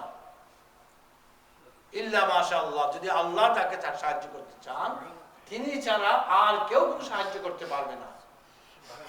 এই জন্য আল্লাহ রাব্বুল আলামিন সেই দিন সবচেয়ে বড় সাহায্য করবেন, যাদেরকে চাইবেন তাদেরকে যে কোনো একটা উসিলায় আল্লাহ মাফ করে দিতে পারেন। আপনি একবার এই যে সুবহানাল্লাহ বলেছেন, আল্লাহ যদি চান দেখেন যে কিয়ামতের দিনে আপনার নেকির পাল্লাটা একটু পাতলা হয়ে গেছে, বদির পাল্লা একটু ভারী হয়ে গেছে, এই যে সুবহানাল্লাহ এখন বলছেন, আল্লাহ চাইলে এই সুবহানাল্লাহর সওয়াবকে কোটি গুণে বৃদ্ধি করে দিয়ে এই সুবহানাল্লাহকে পাল্লা উঠাইয়া আপনার নেকির পাল্লাকে আল্লাহ ভারী করে দিবেন। এটা হচ্ছে আল্লাহর দয়া। এই জন্য আল্লাহ বলছেন লা তাকনাতু মির রাহমাতিল্লাহ, তোমরা আল্লাহর রহমত থেকে নাউমুদ হয়ে যাও না। আমরা হাজারো গুনাহ করেছি আল্লাহর কাছে, কিন্তু আল্লাহর কাছে আমরা রহমতের ভরসা আমাদের রাখতে হবে। আমলের মাধ্যমে, নামাজের মাধ্যমে আর হজ করার মাধ্যমে আমরা জান্নাতে যেতে পারবো না যদি না আল্লাহর দয়া হয়। তাহলে আমরা এই আয়াত থেকে আমরা যেটা বুঝলাম, এটা হলো আমার আমল আমাকেই করতে হবে। সুতরাং আমার আমল করতে গিয়ে কিন্তু আমরা অনেকটা বুঝি না আমার নিজের আমল কোনটা। ওই যে আমি ঘর বাড়ি কিনলাম, ব্যবসা করলাম, এটা যে আমার নিজের আমল হচ্ছে আমি বুঝি না। আমি মনে করি আমার ছেলের জন্য করতেছি, কিন্তু আমলটা তো আমার হচ্ছে, কিন্তু আমি মনে করি আমার ছেলের জন্য করতেছি। আমি মনে করি আমার জন্য আমি খুব ভালো করতেছি, গালি গালা একটা দিলাম, একজনকে গালি দিলাম, একজনকে ঠকলাম, আমি মনে করি আমার জন্য ভালো করতেছি। আসলে তো ওইটা বদিটা হচ্ছে গুনাহ হচ্ছে, এবং আমার আমলনামায় গিয়ে আমার বদির পাল্লা ভারী হচ্ছে, কিন্তু আমি হয়তো এটা বুঝি না। সুতরাং সেই দিন যেদিন কোনো সাহায্য আসবে না, এই জন্য কোরআন শরীফ বিভিন্ন জায়গায় আপনি পাবেন এই কিয়ামতের কথা আলোচনা করা হয়েছে। তোমরা সেই দিনকে ভয় করো, যেই দিন কেউ কারো কোনো সাহায্য করতে পারবে না। এখানে গাইডের সন্তানের কথাও পাইলেন, মা বাবার কথাও পাইলেন, স্ত্রীর কথাও পাইলেন, তারপরে আর কারো বাকি আছে সাহায্য করার মতো? সবার কথা আল্লাহ বলে দিয়েছে, এরা কেউ কারো সাহায্য করতে পারবে না। সুতরাং মানুষ ওয়াত্তাকু ইয়াওমা, তোমরা ভয় করো সেই দিনকে। আর সেই দিনকে ভয় করে এর অর্থ তোমরা নেক আমল করো, তোমরা এই কোরআনকে বাস্তব জীবনে তোমরা মেনে চলো। এরপর আল্লাহ রাব্বুল আলামিন বলছেন, وَإِذْ نَجَّيْنَاكُمْ مِنْ آلِ فِرْعَوْنَ يَسُومُونَكُمْ سُوءَ الْعَذَابِ يُذَبِّحُونَ أَبْنَاءَكُمْ وَيَسْتَحْيُونَ نِسَاءَكُمْ وَفِي ذَلِكُمْ بَلَاءٌ مِّن رَّبِّكُمْ عَظِيمٌ। আল্লাহ রাব্বুল আলামিন এরপরে বলছেন যে ওই সময়ের কথা তোমরা স্মরণ করো, ও মানুষ জাতি, তোমরা সেই সময়ের কথা স্মরণ করো, অর্থাৎ বনী ইসরাইলের লোকেরা তোমরা সেই সময়ের কথা স্মরণ করো যখন আমি তোমাদেরকে ফেরাউনি দলের গোলামি থেকে মুক্তি দিয়েছিলাম। এখন ডাইরেক্ট আল্লাহ আলোচনা শুরু করছেন, কি নিয়ামত তোমাদেরকে দিয়েছি দেখো। আমি আল্লাহ যখন তোমাদেরকে ফেরাউনের নির্যাতন থেকে, নির্যাতনের স্ট্রিম রুলার থেকে তোমাদেরকে আমি মুক্তি দিয়েছিলাম, তোমরা কি সেই কথা ভুলে গেছো? আল্লাহ বলছেন সেই আযাবের কথা ভুলে গেছো? ফেরাউনে কি আযাব দিত আমরা পরে আলোচনা করব। তারা আযাব দিত, ইযাববিহুনা আবনাকুম, তারা তোমাদের ছেলে সন্তানদেরকে জবাই করত, ওয়া ইয়াস্তাহইউনা নিসাআকুম, এবং তোমাদের মেয়েদেরকে ছেড়ে দিত। ওয়া ফি যালিকুম বালাউম মির রাব্বিকুম আযীম, এবং এটা ছিল তোমাদের জন্য অত্যন্ত বড় একটা পরীক্ষা। হে বনী ইসরাইলের লোকেরা, তোমাদের জন্য বড় একটা পরীক্ষা ছিল। ছেলে হইলেই জবাই করা, আর মেয়ে হইলে ছেড়ে দেওয়া, মানে মেয়েদেরকে তারা কাজে লাগাইবে এই জন্য মেয়েদেরকে রাখতো আর ছেলেদেরকে ছেড়ে দিত। এখন এই যে ছেলেদেরকে ছেড়ে দিত আর মেয়েদেরকে ছেলেদেরকে জবাই করতো, মেয়েদেরকে ছেড়ে দিত, আর আল্লাহ ডাইরেক্ট বলছেন যে তোমাদেরকে আমি ফেরাউনের গোলামি থেকে মুক্তি দিয়েছিলাম। এখন প্রশ্ন আসে যে ফেরাউনের গোলামি থেকে আল্লাহ কিভাবে মুক্তি দিলেন আর কি হইল?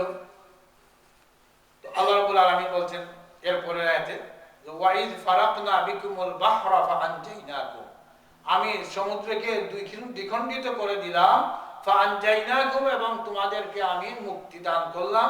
আগরাকনা আলা ফিরআউন, আর ফেরাউনের দলকে আমি সেখানে ডুবিয়ে মারলাম।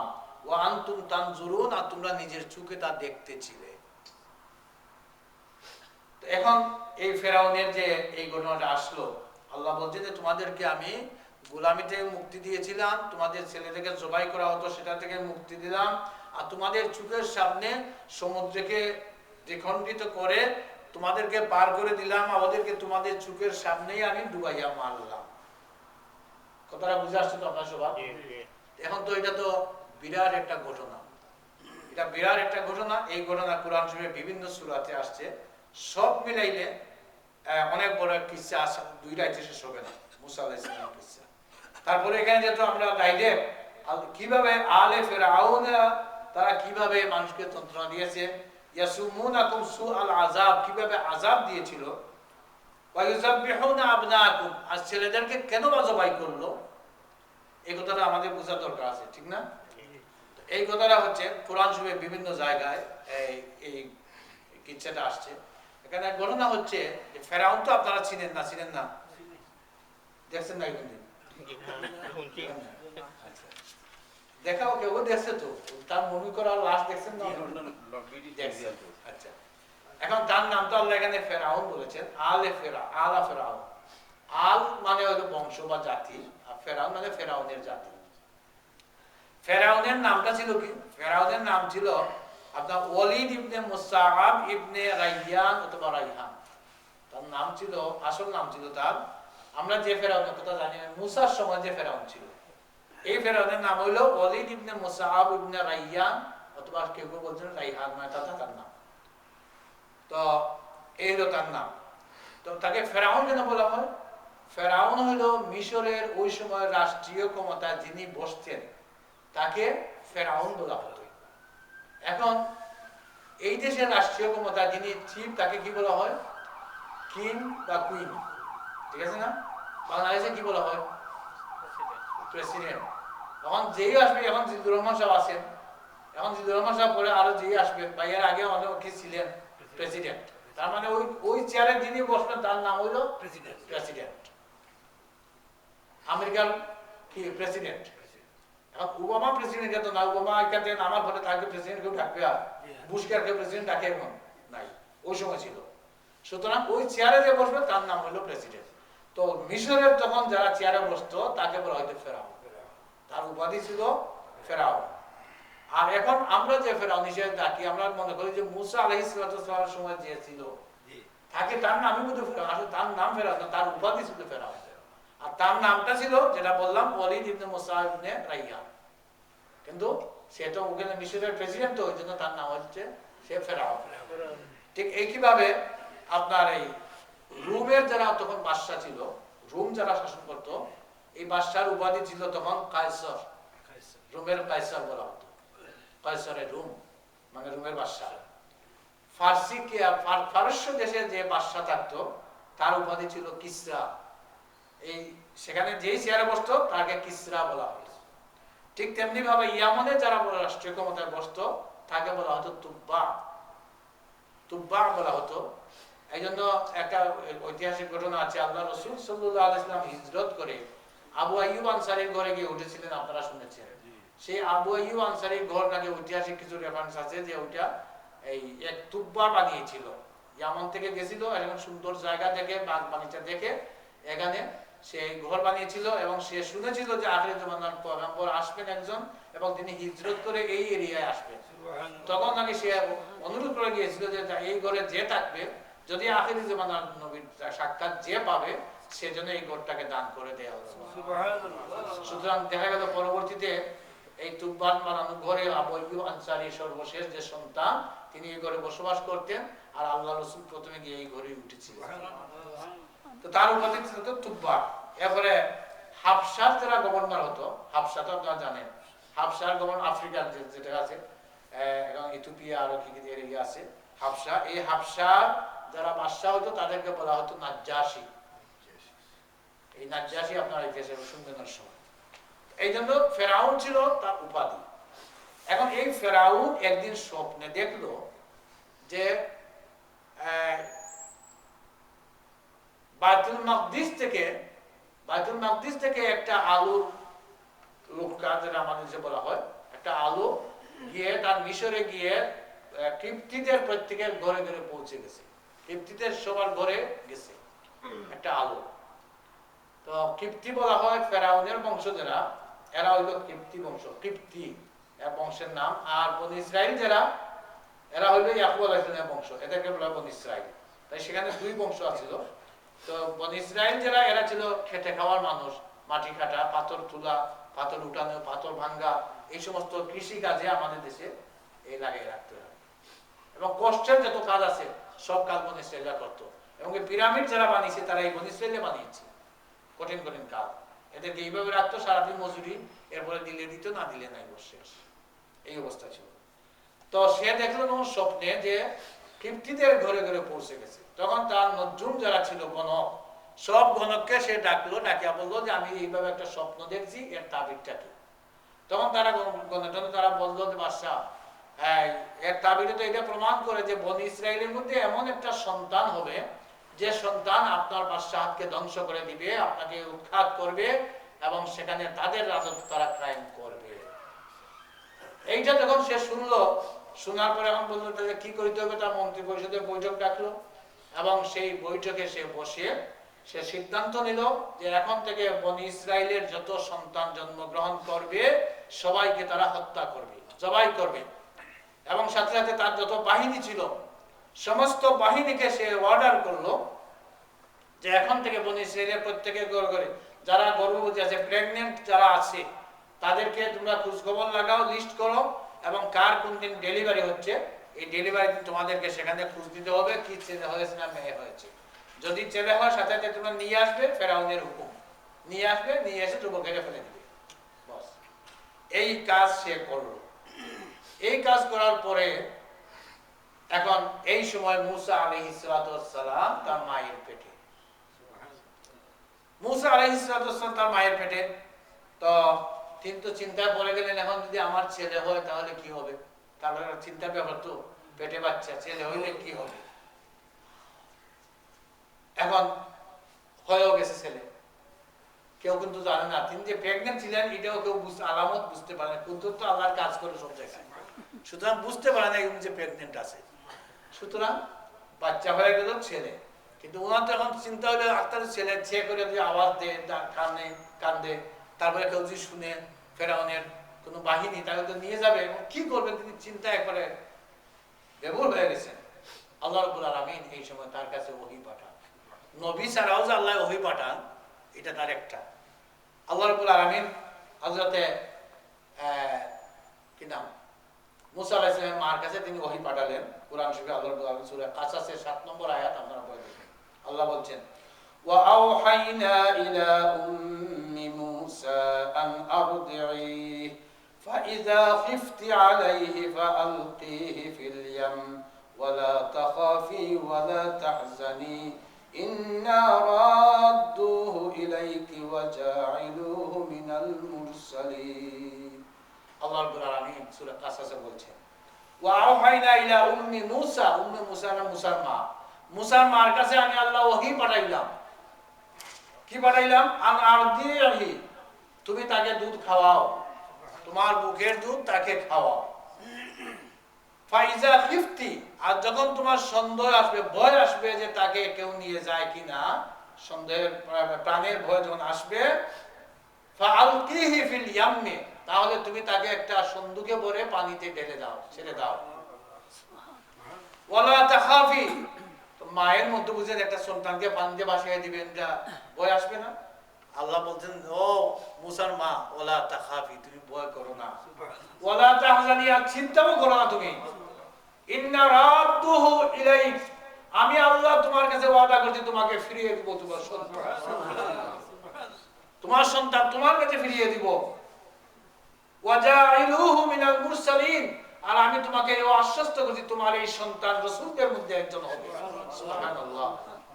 মুসা আলাইহিস সালামের মা যখন আল্লাহর পক্ষ থেকে এই গ্যারান্টি পেয়ে গেলেন, আর তার চিন্তার কারণ আছে, তিনি একটা ভেলা বানাইলেন, যেভাবে বানাইতে হয় সেই সময় সিস্টেমে বানাইয়া তিনি পানিতে ঢেলে দিলেন। পানিতে ঢেলে দেওয়ার পরে বেলা তো ভেসে যাচ্ছে সমুদ্রের দিক থেকে, যাওয়ার পরে মুসা আলাইহিস সালাম এই বেলা ভেসে যাচ্ছেন। এই সময় তার ঘাটি অঞ্চলে সম্ভবত ছিল ফেরাউনের বাড়ি, এবং তার বাড়ির পিছনে বিরাট শান বাংলার ঘাট ছিল। সেই ঘাটে তারা মহিলারা গোসল করতেছে, মহিলাদের ঘাটে, সেখানে ফেরাউনের স্ত্রীও ছিল। তখন হঠাৎ করে কেউ বলতেছে যে একটা ভেলা ভেসে যাচ্ছে, জিজ্ঞাসা করলো, দেখো তো এটাতে কি আছে। দেখা গেল একটা সন্তান। ফেরাউনের স্ত্রী বললো, নিয়ে আসো এখানে। নিল, সন্তানকে দেখেই আল্লাহ রাব্বুল আলামিন ফেরাউনের স্ত্রীর অন্তরে এমন এক মহব্বত ঢুকিয়ে দিলেন, বলে এত সুন্দর একটা ছেলে পানিতে ভাসা, এই ছেলেকে আমি নিব অবশ্যই। সেই ফেরাউনের স্ত্রী ছেলেকে নিয়ে গেল বাড়িতে, এবং বাড়িতে গিয়ে বললো, তার স্বামীকে বললেন যে স্বামী, তোমার তো, আমার তো সন্তান নাই, আমরা তো নিঃসন্তান, সুতরাং এমন সুন্দর একটা সন্তান পেয়েছি, এই সন্তানটাকে আমরা বড় করি, তাহলে আমরা যে নির্বংশ, আমরা যে কি বলে ছেলে মেয়ে না হইলে কি বলে আটকুরে, এটা কেউ বলবে না, আমরা এটাকে বড় করি। ফেরাউন বলল, দেখো এটা বনি ইসরাইলের সন্তান হইতে পারে, আমি যে স্বপ্ন দেখছিলাম যদি হয় তাহলে অসুবিধা হবে। তো আসিয়া বললেন যে এটা কিভাবে হবে, এখন সন্তান মাত্র জন্ম হয়েছে, আমার কুলে বড় হবে, আমার তোমার কুলে সে বড় হবে, আমরা তাকে খালি কাপড় দিয়ে দুধ দিয়ে সব দিয়ে বড় করে মানুষ করব, তো আমাদের কথা না বলে আর অন্য কথা বলবে কি হবে, এটা সম্ভব নয়। ফেরাউনের মনে শান্তি এসে গেছে, ঠিক আছে, তো বরং পোষণ করতেছি। এইভাবে করে মুসা আলাইহিস সালাম একদিন বড় হয়ে গেলেন। আমি কিচ্ছাটা সঙ্গে বলতে সময় নাই, আর কিচ্ছা অনেক লম্বা। একদিন বড় হয়ে গেলেন, বড় হওয়ার পরে একদিন মুসা আলাইহিস সালাম রাস্তা দিয়ে যাচ্ছেন, জোয়ান হয়ে গেছেন তিনি, রাস্তা দিয়ে যাচ্ছেন, যেখানে দুইটা মানুষের ঝগড়া করতেছে, মারামারি। কোরআনের, আমি কিন্তু ডাইরেক্ট কোরআনের যেটা সেটা বলতেছি, আমি বাইরের একটা কিচ্ছা, আমি কোনো বুজুর্গ বলছে না, অমুক হুজুরে বলছেন, আমি এই জন্য কিচ্ছা বলি না, ডাইরেক্ট কোরআন যেটা আছে সেটা আমি বলতেছি। একদিন দেখেন দুইজন লোক, এই কোরআন এসেছে যে তারা এই ঝগড়া করতেছে, তখন এর মধ্যে একজন কৃপ্তির, একজন বনি ইসরাইলের। তাদের হয়তো চেহারা ছবি বা গঠনের মধ্যে মানে বোঝা যায়, যখন আমরা এখানে আছি, আমরা আমাদের বাঙালি ছেলে যত ফর্সা হোক তারপরে বোঝা যায় সেই ইউরোপিয়ান না এশিয়ান, বোঝা যায় না? বোঝা যায়, এইভাবে বোঝা যায়। তো দুইজন যখন এইভাবে দেখছেন, দেখার পরে যে বনি ইসরাইলের যে লোকটা ছিল সে বললো যে মুসা দেখো এই লোকটা আমাকে এইভাবে অত্যাচার করতেছে।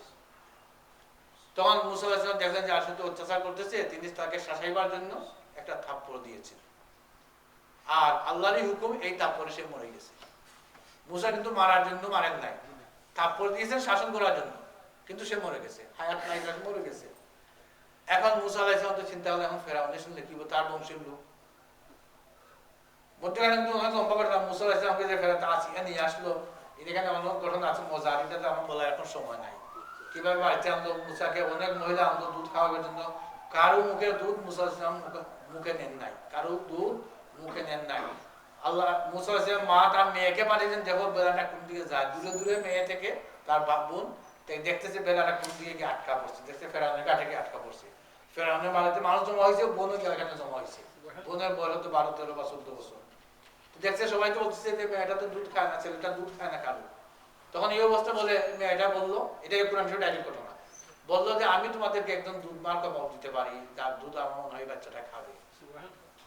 মেয়ে তো জানে আসল খবর, বললো যে দেখো তো কে নিয়ে আসো। সে গেল কি তার মাকে নিয়ে আসলো, নিয়ে আসার পরে যখন মুসাকে দিয়েছেন সাথে সাথে দুধ খাওয়া শুরু করেছেন। ফেরাউন তো জানে না কার দুধ খাচ্ছে। বললো ঠিক আছে মা, তাই না তুমি, তোমার জন্য এই ঘর আমি অ্যালটমেন্ট করে দিলাম রাজবাড়িতে, আর তোমাকে বিনিময়ে পয়সাও দিব। এখন দেখেন আল্লাহকে বলছেন যে তোমার কাছে আমি তোমার ছেলেকে ফিরিয়ে দিব, একটু আগে আয়া ফিরে দিয়েছেন না দেন নাই? দিয়েছেন। কিভাবে দিয়েছেন? রাজবাড়িতে ঘর বাড়ি দিয়ে সরকারের পয়সা খাওয়া দাওয়ার ব্যবস্থা করে, ফেরাউনের পয়সা দিয়ে খাওয়া দাওয়ার ব্যবস্থা করে মুসাকে দুধ খাওয়াচ্ছেন, মা ছেলেকে মা দুধ খাওয়াচ্ছেন। সুবহানাল্লাহ। এইভাবে করে শেষ পর্যন্ত মুসা যাই হোক এইভাবে বড় হইলেন। এবারে মুসা যখন মেরে ফেললেন, মারার কারণে পরের দিন শুনলেন অন্য মাসের মুখে যে ফেরাউন হুকুম দিয়েছে মুসাকে যেখানে পা ধরে আনো, এবং সেই সময় তো হত্যার বদলা হত্যা করা হয়, যে জানাই আছে মুসা তিনি এদিকে না এসে অন্যদিকে চলে গেলেন। শেষ পর্যন্ত মাদিয়ানে গেলেন, সেখানে গিয়ে ঘটনা হয়েছে, সেখানে শুআয়ব আলাইহিস সালাম একজন নবী ছিলেন সেই সময়ে, সেই শুআয়বের বাড়িতে তিনি গিয়ে আশ্রয় নিলেন। সেখানে অনেক সুন্দর ঘটনা আছে, তার মেয়েরা তাকে পেয়েছিলেন, তিনি দুধ মানে পানি খাওয়াইছেন, অনেক কিছু। সেখানে বিয়ে শাদী করার পরে 8-10 বছর সেখানে থাকার পরে সেখান থেকে আবার যখন রওনা দিয়েছেন, তখন তিনি দেখলেন যে এখানে তার স্ত্রী তখন গর্ভবতী ছিলেন। এখন তুর পাহাড়ের পাশ দিয়ে আসতেছেন, রাস্তাঘাট ছিলেন না রাত্রের বেলায়, হঠাৎ দেখেন খুব ঠান্ডা লাগতেছে, আগুনও নাই, এখন রাস্তাও নাই। এই অবস্থা দেখে তিনি বললেন যে হঠাৎ দেখেন দেখি পাহাড়ের উপরে একটু আগুন দেখা যায়। ও তার পরিবারকে বললেন যে তোমরা এখানে একটু থামো, এখানে আগুন দেখা যায়, কত কিছু আগুন আনবো এখান থেকে, আর না হয়তো রাস্তা পাবো আমরা, নিশ্চয় কেউ তো আছে এখানে। এরপরে ওখানে গেলেন, যাওয়ার পরে আল্লাহ রাব্বুল আলামিন সেখানে বললেন এখান থেকে বিরাট একটা নূর পড়েছে, সেখানে গাছটা লাল হয়ে গেছে। আল্লাহ বললেন ইয়া মুসা তুমি একটা পবিত্র পাহাড়ে আসছো, ফাখলা না আলাইকা ইয়া মুসা ইন্নাকা বিল ওয়াদিল মুকাদ্দাসি তুওয়া, এই পুরান ডাইরেক্ট আয়াতগুলো আছে। তো সেখানে মুসা আলাইহিস সালাম আল্লাহর পক্ষ থেকে তিনি ওহী প্রাপ্ত হলেন, তিনি নবী হিসেবে। এরপরে যখন আসলেন, আসার পরে আল্লাহ রাব্বুল আলামিন বললেন যে ও মুসা তোমার এখন কাজ হচ্ছে তুমি ফেরাউনের কাছে দাওয়াত নিয়ে যাও। মুসা আলাইহিস সালাম দাওয়াত নিয়ে গেলেন এবং তার রিকোয়েস্ট করলেন আল্লাহ আমার ভাইকেও আমার সাথে দিয়ে দাও। তো ভাইকেও ডেপুটি মিনিস্টার মানে যেটাকে বলা হয় আর কি, ডেপুটি নবী বানাই দিলেন আল্লাহ। হারুন এবং মুসা দুইজনই আসলেন এবং মুসার সামনে ফেরাউনের সামনে অনেক কথাবার্তা হলো।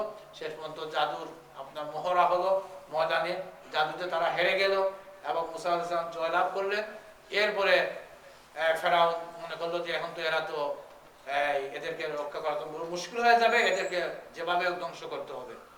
তো মুসা আলাইহিস সালাম তার বনী ইসরাঈলকে বললেন তোমরা কালকে আজকে রাত্রির ভিতরে সকাল সবাই তোমরা বাইরে হয়ে চলে আসো।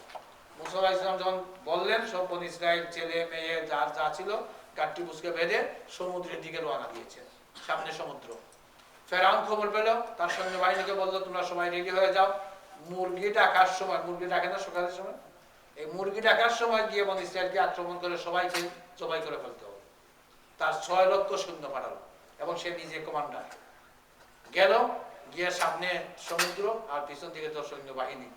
মুসা আলাইহিস সালামের কওমের লোকেরা বলল মুসা আমরা কি করি? তখন অনেক ঘটনা আছে, অনেক কথা, সংক্ষেপে হলো আল্লাহ বললেন মুসা তোমার লাঠি দিয়ে পানিতে আঘাত করো। মুসা আঘাত করলেন, রাস্তার পানি দুই পাশে পাড়ের মতো দাঁড়িয়ে গেল, মধ্যখান থেকে রয়্যাল রোড হয়ে গেল। মুসা আলাইহিস তার সঙ্গে বাহিনী নিয়ে পার হয়ে গেলেন। এবং ফেরাউন যখন দেখলো রয়্যাল রোড আছে, তাহলে মুসা গেছে, তার বনি ইসরাইল আমরাও যাই। তারা গেছে, যখন মধ্যখানে গেছে আল্লাহ হুকুম করলেন পানিকে, পানি তুমি আগের মতো হয়ে যাও। পানি আগের মতো হয়ে গেছে, তার দল সব শেষ। আর এগুলা বনি ইসরাইল যারা পার হয়ে গেছে তারা দেখতেছে তাদের চোখের সামনে। তো আল্লাহ এই কথাটাই বলছেন যে ওয়াইদ ফারাকনা বিকুমুল বাহরা ফাআনজাইনাকুম ওয়া আগরাকনা আলা ফিরআউন ওয়া আনতুম তানজুরুন। আমি তোমাদেরকে ওই অবস্থা থেকেও মুক্তি দিয়েছিলাম, আর তোমরা নিজের চোখে দেখতেছিলে তোমাদের চোখের সামনে ফেরাউন তার দলবল নিয়ে সে পানিতে নিমজ্জিত হয়ে মরে গিয়েছে। এটা হলো সংক্ষেপে এই আয়াতে আমি কিছু কিচ্ছা বললাম, যেহেতু সময় নাই এই জন্য সংক্ষেপে। ইনশাআল্লাহ এরপরে আরো আসবে, এরপরে মুসা আলাইহিস সালামের কিচ্ছা আরো অনেক চলবে, আমরা ফাঁকে ফাঁকে একটু বলবো। আজকে আমরা এখানেই রাখি। আল্লাহ রাব্বুল আলামিন এই কথাগুলো আমাদেরকে জানাচ্ছেন যেন আমরা যেন এইগুলা থেকে শিক্ষা গ্রহণ করি। আল্লাহ আমাদেরকে তো কত বিপদ থেকে উদ্ধার করেছেন, কিন্তু বিপদে পড়লে তো আমরা আল্লাহকে ডাকি ঠিকই, কিন্তু বিপদ থেকে উদ্ধার হয়ে গেলে পরে আল্লাহকে ভুলে যায়, তখন আবার খেল তামাশা নিয়ে আমরা সবাই মুক্ত হয়ে যাই। যখন মানুষ হসপিটালে যায় বিপদ পড়ে, তখন তো আল্লাহকে কত কিছু বলে, আল্লাহর নামে মতো মানে অনেক কিছু বলে, খতম পড়ায়, গরু ছাগল সদকা খয়রাত করে, ভালো হয়ে যাওয়ার পরে আবার যেই সেই হয়ে যায়, ওগুলো মানুষরা ভুলে যায়। আমরা যেন আল্লাহর নিয়ামত পেয়ে যেন আমরা ভুলে না যাই, আল্লাহ যেন আমাদেরকে নসিব করেন। আমি এখানে শেষ করছি, আর কয়েক মিনিট আছে, আপনারা কিছু প্রশ্ন করবেন। আমার ছোট ছোট দুইটা প্রশ্ন। জি বলেন। আলহামদুলিল্লাহ। অন্যভাবে ঘুমোতে উঠতে সময় যদি আপনার দেরি হয়ে গেল, সূর্য উঠে গেল, আমি ঘুম থেকে উঠলাম, এখন ফজরের নামাজ আমি কিতাব আসলে এই আমরা অনেক কাজই আমরা টাইম মতো করি। আমাদের ডিউটি যারা করেন, আগে যারা আপনারাও মুরব্বীরা করেছেন, ডিউটি টাইম মতো না গেলে কিন্তু আপনাদের কাট মারতে দেওয়া হয় না। টাইম মতো আমাদের কজন জানি না কজনে কয়দিন মিস হয়েছে, খুব কমই বোধহয় মিস হয়েছে ডিউটির টাইম। এখন যদি রাত 3টা থেকে কারো ডিউটি হয় তার কোনো দিন মিস হবে না, যদি রাত 4টা থেকে তার কাট মারতে হয় তার কোনো দিন মিস হবে না। সে ওই ব্যবস্থায় ঘুমাইব, খাওয়া দাওয়া ওই আন্দাজেই সে করবে, যাতে করে 4টার সময় সে ডিউটিতে গিয়া উপস্থিত হইতে পারে। কিন্তু সেটা শুধু অবহেলা হয় আমাদের নমাজের বেলায়। এই জন্য এটাকে যদি আল্লাহর পক্ষ থেকে দেওয়া একটা ডিউটি আমি মনে করি, তাহলে এটা হয়তো হবে না। লেটে যদি ঘুমাই তাহলে আমি আর একটু অপেক্ষা করে পর্যন্ত নামাজটা পড়েই ঘুমাই। 3টা যখন হয়ে গেছে, 3:30 হয়ে গেছে, আরো আধা ঘন্টা বা 1 ঘন্টা পরেই জন্য নামাজ দেন শেষ করেই ঘুমাই। আর না হয়তো দরকার হইলে এক গড়ি যদি আপনার কাবার হয় না, ঘুম ছাড়ে না, গড়ি 3টা রাখি 3 জায়গায়, যাতে করে ডিস্টার্বের কারণে ঘুম থেকে উঠতেই হয়। এইগুলো আপনারা চেষ্টা করবেন। এরপরেও যদি কারো সমস্যা হয়ে যায়, তাহলে মশলা হলো আপনি যখন উঠবেন, উঠার সাথে দ্বিপ্রহরের আগে যদি আপনার উঠা হয়ে যায়, তো যখনই উঠবেন তখনই সাথে সাথে ওযু করে আপনাকে সুন্নত সহ 4 রাকাত নামাজ ফরজ আদায় করতে, 2 রাকাত ফরজ আর 2 রাকাত সুন্নত আদায় করতে হবে। আর যদি দ্বিপ্রহর পার হয়ে যায়, তাহলে আর সুন্নতের আর করতে হবে না, এটা শুধু ফরজ পড়তে হবে। কিন্তু লেট করে যাবে না যে এখন 10টা হয়ে গেছে তাহলে জোহরের সাথে একসাথে পড়ি। আল্লাহ রাসূলের হাদিসে তাগদা আছে, যখন আপনি উঠবেন, ঘুম তো আপনার উজর ছিল, এটা অর্ধেক মৃত্যু অবস্থা ছিলেন, এই জন্য আপনাকে মাফ করা হয়ে যেতে পারে। এই জন্য যখনই উঠবেন তখনই পড়ে ফেলতে হবে, লেট করা যাবে। এটা নরমাল, জি নরমাল নামাজ, ফজর না। হ্যাঁ, ওই খাজা কি না এটার ব্যাপারে একটা প্রশ্ন হইলো যে এই নামাজটা কি কাজা হবে না কি হবে। এইটা বলা হচ্ছে যে এই উজুরের কারণে এটাকে আল্লাহ রাব্বুল আলামিন হয়তো নরমাল হিসেবে গ্রহণ করবেন। এই খন্দকের যুদ্ধের সময় আল্লাহ রাসূল সাহাবায়ে কেরামদেরকে বলছিলেন যে তোমরা অমুক গোত্রে না গিয়ে তোমরা মাগরিবের নামাজ পড়বে না। মধ্যখানে আসরের নামাজ টাইম হয়ে গেছে, এক দলে এখানে নামাজ পড়ে ফেলছে রাস্তায়, আর আরেক দল কি করছেন, ওইখানে গিয়ে পড়ছেন, তো আসরে কাজা হয়ে গেছে। এবং খন্দকের যুদ্ধের সময় আল্লাহ রাসূলের 4 ওয়াক্তের নামাজ কাজা হয়েছিল, যোহর, আসর, মাগরিব, ইশা। এই 4 ওয়াক্তের নামাজ আল্লাহ রাসূল একসাথে পড়েছেন, কোনো কাজা হয় নাই। এটা হলো উজুরের কারণে। এই জন্য যদি আমার আপনার কোনো উজুর হয় তাহলে আল্লাহ গ্রহণ করবেন কাজা ছাড়াই। কিন্তু এটা যদি ডেইলি হয়ে যায় যে যখন আমার ঘুম ভাঙে তখনই নামাজ পড়বো, সুতরাং নরমাল হয়ে গেলে এটা আপনার কাজা হয়ে যাবে। এই জন্য এটাকে নরমাল মনে না করে অ্যাক্সিডেন্টলি যদি হয়ে যায় তাহলে সেটাকে নরমাল হিসেবে আল্লাহ কবুল করবে। তো 2 নম্বর হইলো, আমি মসজিদ হইয়া ফজরও তো দিলাম, ফজরও জমাত আর হয়ে গেছে, আমি জমাতও শরীক হইতাম না সুন্নত। আসলে এই ফজরেরটা অনেক মানুষের বুঝতে অসুবিধা হয়। আসলে যখন ফরজ নামাজের একামত হয়ে যায়, শুধু নামাজ না, ফরজ নামাজের একামত হয়ে গেলে পরে আর কোনো নামাজ নাই। ফরজ নামাজের একামত হয়ে গেলে আপনি জানেন যে ফরজ নামাজের একামত হচ্ছে, তো ফরজ বড় না সুন্নত বড়? ফরজ বড়, সুতরাং ফরজে আপনাকে শরীক হতে হবে। এই জন্য ফরজে শরীক হবেন। যদিও আমরা কেউ কেউ বলেন যে আমাদের মজহবে এইভাবে আছে, আসলে মজহব বোঝার জন্য কিছু এলিমেন্ট দরকার আছে, এবং মজহবের রায়গুলা কে কোনটা বলছে সেটাও দরকার আছে, এবং অনেক সময় মজহবের নাম দিয়ে চালিয়ে দেওয়া আসলে মজহবেও নয়, এগুলোও আছে।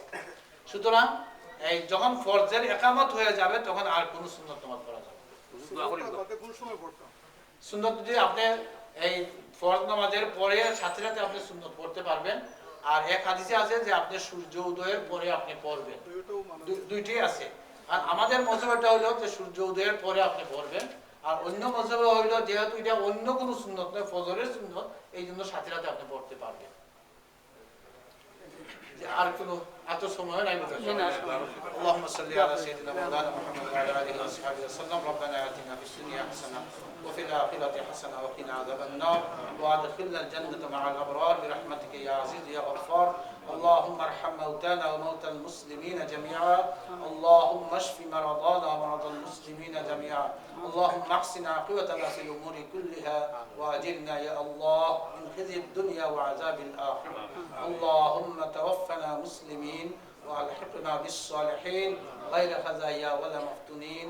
سبحان ربك رب العزة عما يصفون وسلام على المرسلين والحمد لله رب العالمين. السلام عليكم ورحمة الله وبركاته.